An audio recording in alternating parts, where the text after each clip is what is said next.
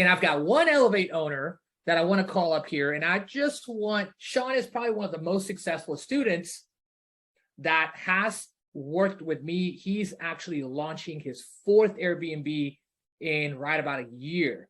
So if you're there, Sean, if you could unmute yourself, I just want to ask you a couple questions, right? Of what were the feelings before? Because I know you came into my office, right? And we're really, we sat down and you did the deep dive in person. You did the power day, right? And you figured it all out, right? And you were like, okay, wow, like I'm making $400 or $500 in this long-term rentals. I think you told me yesterday that you had 17 or 25 long-term rentals, and then you're turning them all into STRs. I love it. So Sean's property did 19,000, and it's a $400,000 to $450,000 property. Sean, are you there, bud? I guess I'm on mute. Can you hear me now? My brother, how are you, man? Hey, good, George. How are you? Man, I couldn't be better, man. I'm blessed. I am blessed. Tired? Yes, sir. I'm tired. I'm actually not sleeping very much. Goodness. I've got maybe 3 to 4 hours of sleep almost every night. Last night was like 4. I'm trying to live. I'm making it. But you know what? Like the excitement, and when you and I talked on the phone yesterday, the excitement of our son, right, is just, it's amazing, and it just overcomes how tired I am. So, and my wife and I mean, except for last night, he was crying a lot. So I was like so tired. It's like 2 o'clock in the morning. It affects everybody differently, but it's short-lived. I mean, 2 years seems like a long time before you're going to get some sleep again. But, you know, once the 2 years are up, you're going to be like, wow, what happened during that time? So just soak it in and enjoy it for what it is. Exactly. I love it, man. Hey, I'm enjoying it, bro. Thanks for asking, man. So let's just ask you a couple questions, you know, and I know that you're crushing it, brother. As I told you yesterday, man, I'm very proud of you, right? You've literally implemented everything that you learned to the T, really applied the lessons, and you've tweaked also as you went, right? Let's talk about the first initial hesitancy when you were like, oh my God, I don't know if this is going to work. Remember, you were trying to put some capital in and you know, place it somewhere, you know, and you're like, okay, I don't know what's going on. And how did you come about like, hey, I believe in this?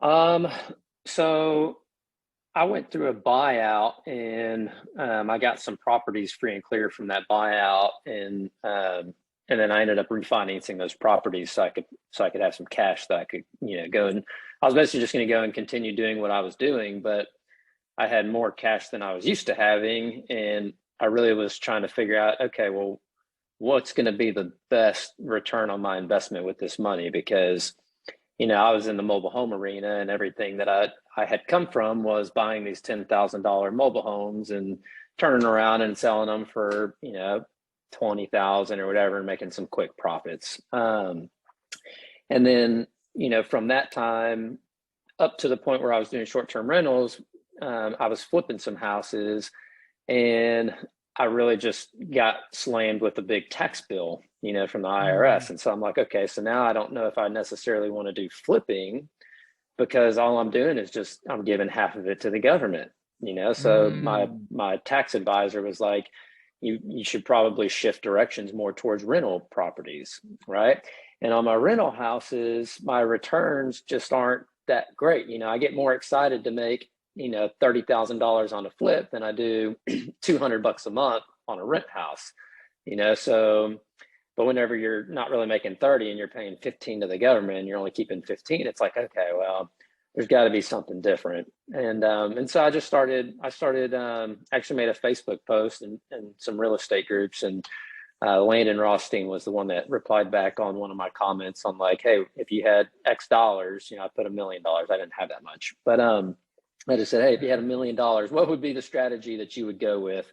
You know, and I was just trying to get some feedback from what other investors were doing. And a lot of them had different ideas, but the Airbnb that he recommended, and plus that he gave your name, I've seen you in meetings before. I met you years and years ago. I think I mentioned it to you whenever we got on our first call in July. You just have this infectious positive attitude about you. And, you know, so when you have a good positive person to work with.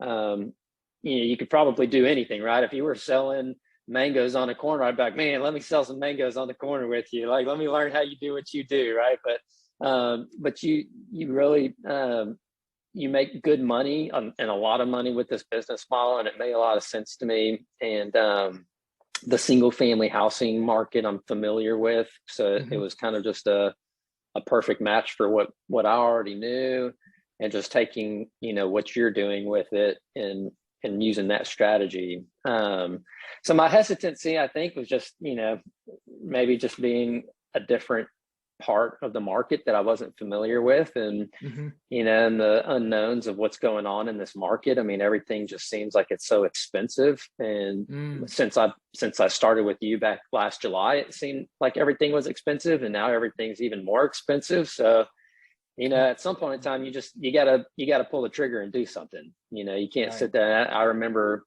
going to the Rich Club when I first started real estate learning, and I think it took me about 3 or 4 months to do my first mobile home deal. And that was pretty good. That was good timing. But I remember going back to the Rich Club, years later, because once I got into the mobile home investing, I kind of figured out what I was doing, and I didn't really go back to the meetings very frequently because I got busy with it all, and then, I don't know, 4 or 5 years later, I went back to a meeting, and there was a guy that also had just started going to the same meetings that I had gone to. And I was ready for him to tell me all the deals he had been doing. And he was like, man, I'm still learning. And I was like, you haven't done anything yet? Like, what are you learning? Right. He's like, oh, I'm just trying to make sure I know what to do before I do it. I'm like, at some point in time, you got to pull the trigger, you got to get in the weeds, and you get on the job training, right? I mean, maybe you'll lose a little bit of money. Maybe you lose 10 or 15 or $20,000, but it's education to me, right? I mean, you spend some money, and if you make a mistake, okay, you spend a little bit of money learning. But and this business model, there's just so much money to be made. Like, you can pay retail for stuff and like come out way ahead than sitting there like just waiting and waiting and waiting for the market to come down, or waiting for the right house on a wholesale deal that's super well priced. I mean, so I mean, some of the hesitancy was just like not knowing, but now that I know, my strategies have shifted a little bit even since whenever I started. So it's a great business model. I love it. I think there's still just the unknowns of what's going to happen with this market right now, and what's going to happen with travel, but it doesn't seem. Either way, I mean, the short-term rentals right now, the market's still super good. Even coming out of summer, the house that I have out here in Cypress it's booked. Like, I think I have like 5 or 6 days vacant for August. Love it. Love it.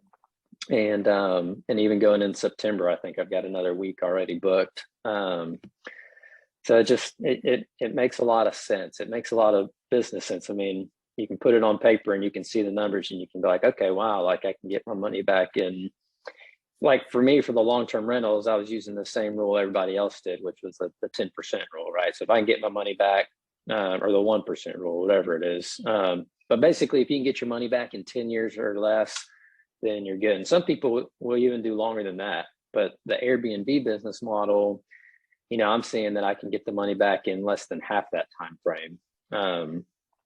Which, just makes sense. I love it. Absolutely. Hey, let's talk about your property. You launched one. It was a 3-1, right? And then you're expecting, I think you were making a couple hundred as a long-term rental, and you turn it into an Airbnb, right? And that's when you and I started working together. And then the second one, we built out your entire avatar for that, right? Based on your budget, how fast you wanted to go, right? And then the whole picture, right? So, and then the third one, I saw personally when we met, right? You launched that, and then you're doing a fourth one now. How are they doing? How are they all doing? I know one. I mean, I already know how one is doing, but how do they do the other ones? So, so the first one we did, it was actually a mobile home up in Willis, and it's a 3-2. We weren't renting it out. We were trying to figure out what strategy we wanted to do with it. I think we originally were looking at, we can make $1,000 a month on rent, or under your business model, you showed us we could make, maybe somewhere between 3,500 and 5 grand a month was kind of the number. And we've been hitting about 3 grand to 3,500 pretty consistently on it. That one does, I mean, it's kind of kind of has its pros and cons. One being a mobile home, some of the reviews we get are just around the neighborhood, the location aspect of it. And Airbnb, you've got 5 different categories that you can get rated on, and location being one of them. So we don't perform as well on the location for that. But on the flip side, for whatever reason, we'll get longer term guests in that house. And by longer term, I mean like a month.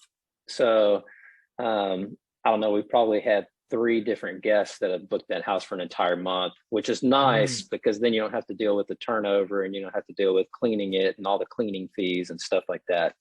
So that one's doing okay.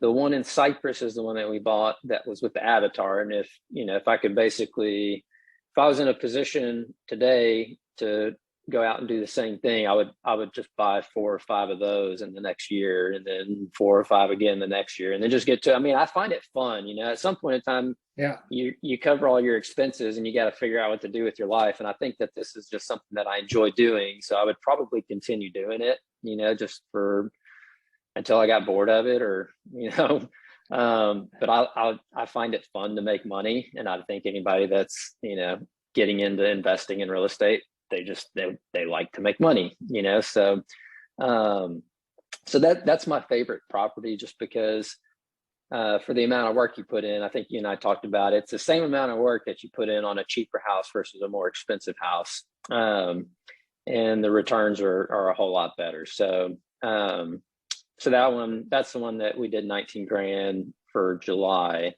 Where are you at for the year for that one? I think we told us, but I can't remember. Yeah, I mean, I don't have it pulled up in front of me. We averaged about 12 grand a month between January through May, and then I think in June we did 13 or 14, so pretty close. So whatever that is, 12 times 6, that's 70, right? 72, 82, 92, probably close to 100 grand right now. Okay. For halfway through the year. That's pretty good. 7 months. Yeah, 7 months. So a little bit over half of the year. So yeah, if you annualize that, I imagine, I'm hoping we'll close out. I don't know how. I've never been through the August and September season yet, so I'm not sure exactly what to expect. Right. Especially over here in the Willis house, we started that one September last year, but I'm anticipating it to slow down. We got about 10 grand lined up for August so far, but I'm anticipating we'll be in the 150 to 175 grand, hopefully on the higher end. Love it. Love it. I absolutely love it. Yeah. What about the PITI? Thanks, brother. What about the PITI? Our break even, including, so not just PITI, but all expenses. I don't have hard numbers. We used Anderson Advisors for our bookkeeping, and they are so slow. Oh my God. So I know. I honestly, I don't have hard numbers to tell you, but we projected to have a break even of about 5 grand a month. Okay. So on our average of 12 grand revenue and our break even of 5, we're projected to be netting about 7. Kind of on an average. July is just, this is my first July, so I'm really excited about it. Hey, I wish 19K, every bro. month was July. You almost hit the 20K club. Yeah, very close. It took me 3 years to get to the 20K club. Yep. Well, I'm glad that you did all the learning for us and shared your knowledge. But yeah, so that was that one, and then I've got the one in Montgomery. I'm actually going to be moving into that house, so it's not going to be staying in the Airbnb. But I had it live for 2 months during the summer, and I did about 5 grand a month on that house. And regular rents, I could have only gotten maybe about 1,600 a month. So that one turned out. What's your break even on that? What's your break even on that? I would probably compare it to my Willis house, because it's similar as far as the size of the home and the number of beds and baths. So it's kind of hard to tell because I've got my loans combined with that house with other houses. So I don't have an exact breakdown, but I'd say I'm probably in 1,500 to 1,800 a month break even ballpark. Love it. Yeah. And then I've got the Seabrook one that I'm working on now. The contractor said he's dropping off a dumpster today to go clean up. You already started. Okay. Yeah, he's starting tomorrow, and I'm getting piers put in on the 3rd, and then they're going to start doing it. It's going to take 90 days to get it ready. That's what he said. So, but you said that the Seabrook market was great, and I went in and did your strategy of, looking at the revenue, like what could I make? What are competing properties going for? Going back to what this class is about is acquisition. I mean, I already own the house, but I approached it the same way I would look at a house if I was going to go buy it, and so I would start with the end in mind, right? How much revenue are the top producing properties able to generate, and do I think I can compete with those? Narrow it down to most comparable, and there was kind of a range for that house, but I think I'm gonna probably land between $5,000 to $6,500 a month, $5,000 to $6,500 a month, kind of just seeing what else is out there. The location factor might hit me a little bit on this one, just because the houses on the street are not that great. But if I compare that to my house in Willis, my Willis house is doing really good. And this house has a private beach, or it's not private anymore. City of Pasadena, I guess, took over the beach in the neighborhood.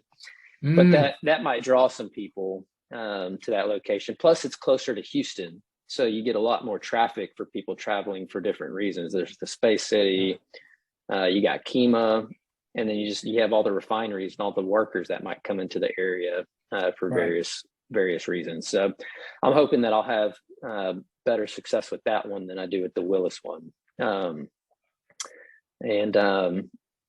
Break even on that, I'm going to guess is going to be about the same, 1,500 acres. It's the same 3-bed, 2-bath. I mean, they're pretty much all around the same. I've got a combined loan on that one too with a different bank, but yeah, it's just it's phenomenal, this business model, and I'm appreciative to you for setting your life goal to teach other people. So thank you for sharing your knowledge. Thank you for applying it. Thank you and brother, you're just crushing it. I'm very proud of you. Even though we built the avatar with you, right? You have one of that type. I mean, you saw the potential, and because you're hitting the numbers on that one, right? What is floating on your boat, meaning what you have available that you own already, you could increase the revenue by, of each property, if it's making you a couple $100, $300 a month, right? Even if you make $1,200 a month, right? You're still good, and you're great actually, because you're making 4 times your long-term rents, right? So this business, I guess it's and it is about exactly where you are, right? If you want to do arbitrage with these types of houses, make them the best, right? If you own already, like you're doing, right, make these houses the best possible STRs. It's not only about 6-figure properties, right? And sometimes we get caught up on that thought. I just want to have 6-figure properties, right? I just want to have that. I did not get started with 6-figure properties. You didn't get started. And sometimes you graduate to that. Right now, it is more challenging to start with these bigger houses, and right, because you're going to miss things here and there, but you're going to shortcut the success there, right? And then the learning curve, I guess, you took up your Willie's house as a test, and then immediately like, oh man, I'm actually making like $3,500, $3,000 a month. It's renting, it's pretty good. Now that gave you a little bit of confidence to go for a 6-figure house, right? So yeah, it took me the same. Thank you, brother. Appreciate you sharing, man. As always, man, it's a pleasure to have you, man. Love it. Thank you, George. Thank you, brother.